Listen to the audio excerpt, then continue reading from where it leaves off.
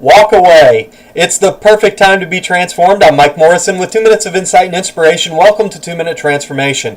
Hey, here's one of those great contradictions that cause some folks to distrust the wisdom of the Bible. It's found in Proverbs 26, verses 4 and 5. They read, "Do not answer a fool according to his folly, lest you also be like him. Answer a fool according to his folly, lest he be wise in his own eyes."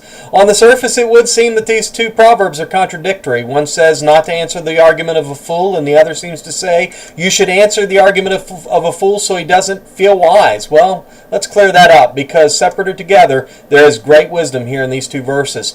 We are surrounded by utter foolishness today. We take fact, we call it fiction. Fiction, fact. The world is becoming more and more upside down, and I don't have nearly enough time in a webcast to illustrate to any degree just how turned around we are as a society. In the crosshairs of this shift, make no mistake, is your faith.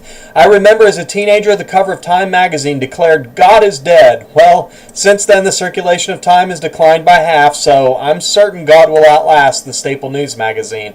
How about the Jesus Seminar of the 1990s? This collective gathering of the high-minded really has a deceptive name. They weren't gathering to further the gospel, but rather to disprove and discredit the precepts and practice of Christianity. A few years ago, then Governor Jesse Ventura said on record that Christianity was a religion of weak-minded people. The contemporary English version bridges these two verses with the suggestion that you should not argue with a fool, but if you must, you should make sure to do so in such a way as to show just how foolish they are so they don't think they're smart.